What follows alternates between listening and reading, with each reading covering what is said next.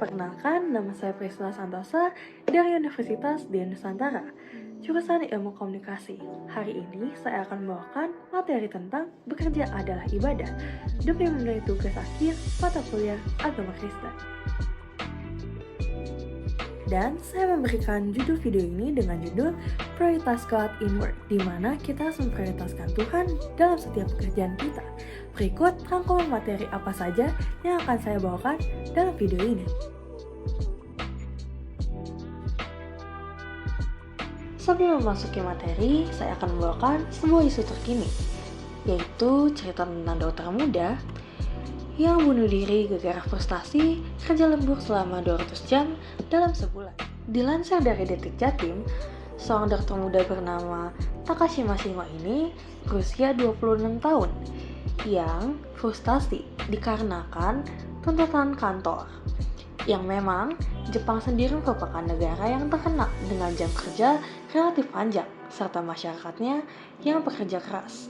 Berdasarkan penjelasan pengacara keluarga, pria usia 26 tahun ini bekerja lebih dari 200 jam di bulan sebelum kematiannya. Bahkan disebut-sebut Takashi Mashimo belum pernah libur selama 3 bulan. Peristiwa ini terjadi 1 tahun lalu, tepatnya pada Mei 2022. Takashima, yang seorang dokter residen di Konan Medical Center, Kobe, Jepang, ditemukan meninggal bunuh diri, diduga karena tuntutan pekerjaan yang berlebihan. Setelah kita mendengarkan cerita atau isu tersebut, maka kita sebagai umat Tuhan bertanya-tanya, apa sih arti bekerja dalam Alkitab?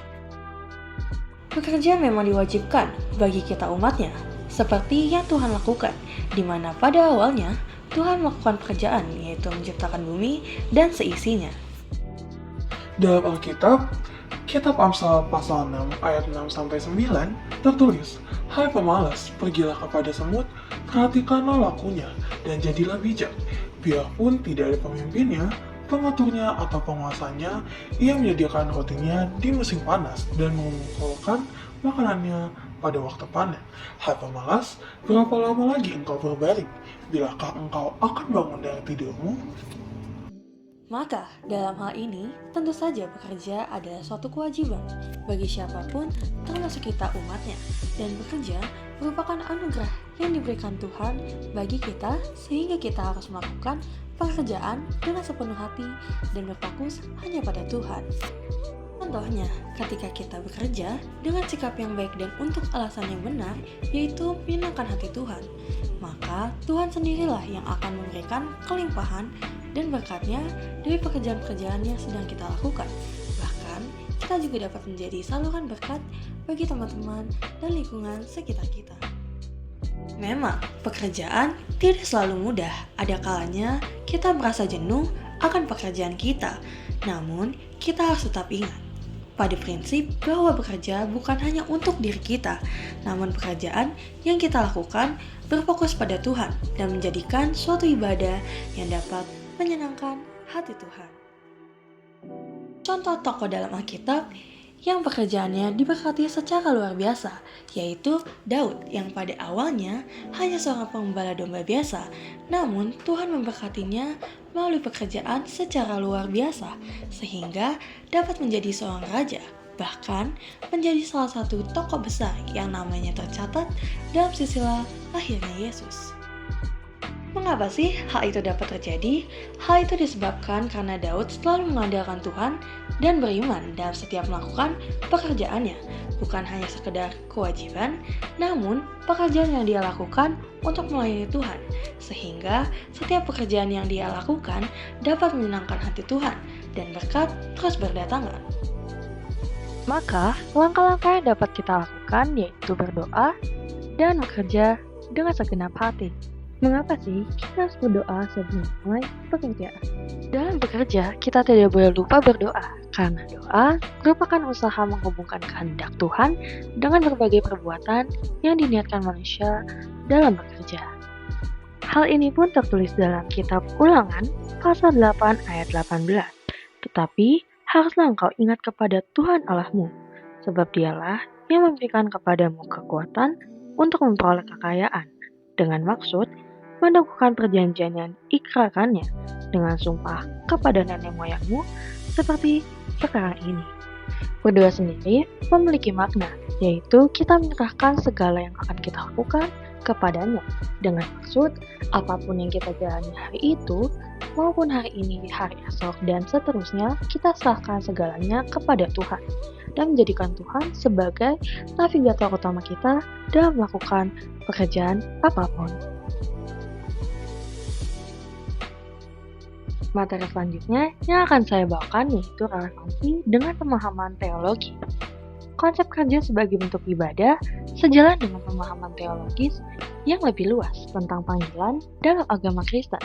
Panggilan tidak hanya mencakup pekerjaan seseorang, tetapi juga panggilan atau tujuan hidup seseorang. Panggilan yang dimaksud di mana dirinya atau individu yang bekerja memang ditempatkan Tuhan di tempat itu agar bisa mengembangkan dirinya dan bisa menjadi saluran berkat bagi orang-orang sekitarnya. Dengan demikian, dapat dikatakan memandang pekerjaan sebagai sarana untuk menghormati Tuhan, mencerminkan pendekatan yang terintegrasi antara iman dan kegiatan sehari-hari yang menekankan keterkaitan antara nilai-nilai spiritual dengan tanggung jawab dunia. Tekstual dalam kehidupan sehari-hari yang merupakan pengalaman hidup. Saya tertarik dengan materi ini karena saya pernah merasakan fase di mana saya mendapatkan pekerjaan atau bekerja dengan tekanan yang sangat berat dan lingkungan kerja yang cukup toksik sehingga saya selalu merasakan pressure dari pihak manapun dan pekerjaan yang saya lakukan pada saat itu kurang produktif. Namun, pada suatu hari saya menemukan satu video tentang bekerjalah untuk menyenangkan hati Tuhan, bukan hanya sekedar kewajiban. Dan berikut saya akan tayangkan video tersebut. Jangan cuma banyak bekerja, tapi berdoa dan bekerjalah. Sebab pekerjaanmu bisa mendatangkan uang, tapi hanya doamu yang bisa mendatangkan berkat, bahkan lewat keuanganmu. Embun pagi, jangan kelewatan. Jangan sampai kita sibuk bekerja, hubungan kita asal-asalan dengan Tuhan. Malah sebaliknya, kita di dunia kerja harus menjadi pendoa seperti Nehemia.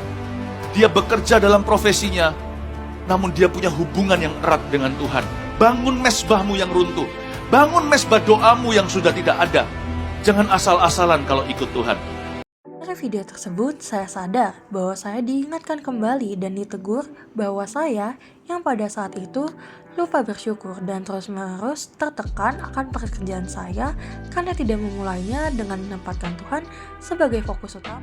Dan mulai dari hari itu, saya mengubah persepsi saya tentang pekerjaan yang saya lakukan menjadi persepsi di mana saya mendapatkan pekerjaan ini bukan semata-mata untuk memenuhi kewajiban diri, namun Tuhan tempatkan saya untuk menjadikan alatnya yang membuat saya bisa menjadi pribadi yang memuliakan namanya berbuah di tempat pekerjaan yang diberikan olehnya. Kesimpulannya, bekerja adalah ibadah merupakan suatu sikap di mana umat Tuhan mengekspresikan iman melalui perilaku profesionalnya dan mengandalkan iman kepada Tuhan dalam setiap melakukan langkahnya. Sehingga prioritasnya bukan kepada pekerjaan yang mereka lakukan, namun untuk menyenangkan dan memuliakan hati Tuhan. Dan yang terakhir adalah moto. Secara tidak langsung, seringkali kita dengar moto ora et labora, dan pada umumnya secara bebas dimaknai sebagai berdoa sambil bekerja, dengan maksud apa yang kita kerjakan akan meraih sukses karena disertai dengan doa, yaitu supaya yang kita lakukan direstui oleh Tuhan. Et labora sendiri adalah moto yang dimunculkan oleh sekelompok biarawan Katolik dari tarekat Benediktin yang mengkhususkan pelayanannya dengan berdoa bagi dunia. Selain doa dijadikan dedikasi utama, mereka juga bertani, beternak, mengerjakan pertukangan untuk digunakan sebagai hasil dalam bekerja, serta menjual sebagian hasil kerja mereka untuk mencukupi kebutuhan biara. Dengan demikian, berdoa dan bekerja adalah kehidupan mereka sehari-hari. Berdoa adalah pekerjaan utama mereka, dan pekerjaan sekunder mereka adalah bertani, beternak, dan bertukang sebagai contoh nyata dari doa mereka. Dan saya mengucapkan terima kasih kepada semua yang telah menonton. Semoga video ini dapat menjadi manfaat bagi kalian.